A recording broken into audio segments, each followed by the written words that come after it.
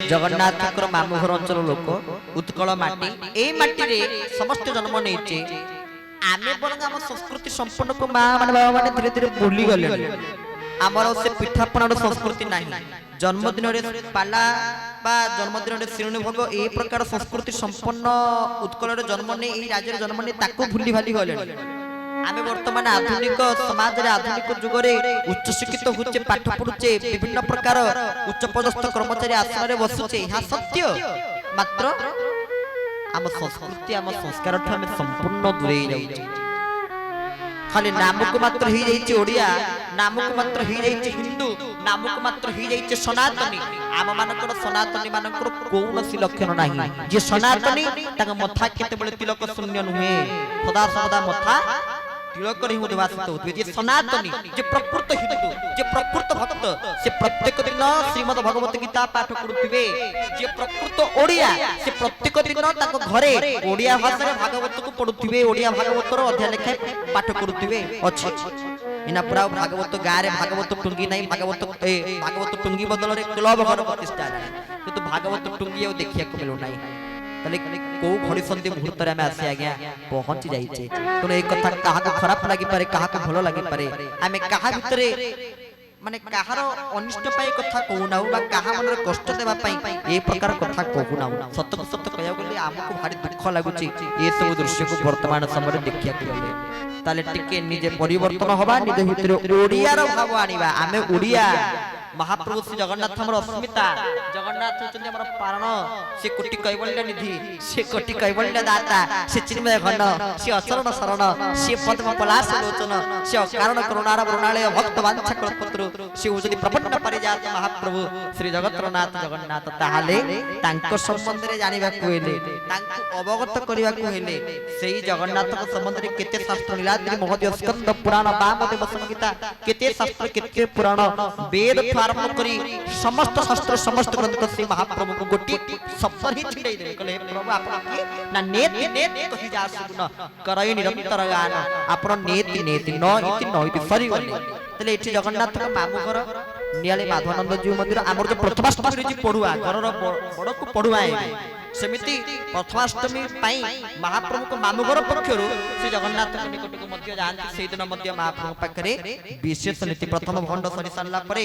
महाप्रभु श्री जगत्रनाथ जगन्नाथ के प्रथमाष्टमी रो नीति सुसंपन्न हेबे ये जति के आमे जोठी जाउची देखुची कोठी पूजा कोठी सेवा एठी जगन्नाथ पाखरे नीति संपूर्ण जगन्नाथ पाखरे संशोधन ही आमे आसी पहुंची दिया आ सब स्वतंत्र हेले महाप्रभु का परंपरा एठी श्री जगन्नाथ परंपरा रे धर जो हमर कार्यक्रम होछि तम गोपीनाथ मंदिर प्रतिष्ठा कार्यक्रम सइलानी हम कोन कहिबा सरिलानी किंतु महाप्रभु श्री जगन्नाथ को नीतिकांति जहां भी किछि सुसंपन्न हेबे कहा पटरु स्खलित हेबे नि सरिलानी बोली सब बढ़िलेनी भागवत सप्ताह समाप्त होइले ना भागवत बढ़ा आज भागवत बढ़िबे भागवत बढ़िले आम संस्कृति रे किछि सरे ना सब किछि बढ़े ये होछि धन्य हमर उत्कल संस्कृति और ये माटी को मध्य आमे कोटि कोटि अनंत कोटि बार पढि पात ज्ञापन करछु जो माटी हरि प्रवचन भगवान कर कथा को श्रवण करूछु ताहाले जो सत्संगर महत्व को आमे आपण मान पाखरे श्रवण करूतलु यार प्रमुख कारण होची एहा जे जेमिति जीव भगवत विश्वासी हेबे आ से भगवत विश्वासी हवा पई हेले ए सत्संग रे बसी तांकर कथा को टिके सुनिबा को पडिबो आ केमिति सुनिबा श्रोतांकर मते लक्षण अछि गुटे श्रोता केमिति हवा केमिति सुनिबा गोपी मानकर सेदिन कृष्ण मने पड़ नथिले स्वयं गोपीनाथ गोपी मानक जे नाथ सीत होउचंती निज गोपीनाथ ना गोपी मानकर जे स्वामी जोटी मो गुरुदेव कहउचंती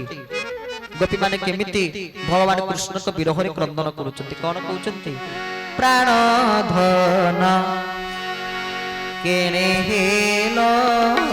अंतर्धान प्राण धन केने हेलो अंतर्धान प्राण गोपीमान प्राण धन जीव जीवन से रंकुणी धन भगवान श्री कृष्ण छाड़ी के जाउचंती गोपी माने कहउचंती ना हमर कृष्ण मने पडुना कृष्ण को आमे के मन पकोन कृष्ण को स्मरण करूनु बरं से कृष्णकर कथा मन पकाउछु कथा हुची अमृतमय कथा स्वर्गर अमृत कथा मृत जेतेबेले सुखदेव परीक्षित भितर सत्संग चली कोठी आज भी उत्तर प्रदेश रो से स्थान अछि सुक्ताल जो सुक्ताल ले सुखदेव बसी कोन करथुले भागवत को श्रवण करथुले 5500 वर्षर बट वृक्ष आज भी से स्थान रचति हमें से स्थान को जाई प्रभु कृपारु जाई दर्शन करके आसे प्रकृति अपूर्व स्थान से सुक्ताल गोटे एमिति स्थान वृंदावन गोटे एमिति स्थान तो स्थान कहि परिबाने क्षमा करिवे से एमिति को तीर्थ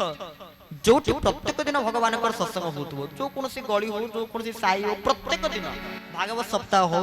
जो कोनसी कार्यक्रम हो प्रत्येक दिन सत्संग होवाटा सुनिश्चित प्रेम स्थान होचनी वृंदावन जोटी कृष्ण प्रेम कोन जानि चंती समस्त ब्रजवासी माने सेटु गोपी माने कहउतली हे कृष्ण कृष्ण कथा दिने पडुथिला मने भानु जेन्हे लागे लणिनी स्वर्गरु सलिल झरी पडु अछि केसनु हेलु गोपालुनी रे उद्धव कहि गोटी गोपीनाथ कृष्णंकर परम भक्त तू जडे मोर प्रियतम आउ के नाही तो सम एई प्रकार पद जहा निकट रे भगवान कृष्ण व्यवहार करथिले सेई प्रकार भक्त उद्धव से उद्धवंकु गोपी माने पठले कले टिके एई कथा गोपीनाथ को जणेई दो प्रेमाचार्य मधुसूदन मध्य सुंदर पदिए कहले गोपी मानकर भाव कोन हे श्याम सुंदर श्याम बंधु बिनाए प्राण रहिब नाही श्याम बंधु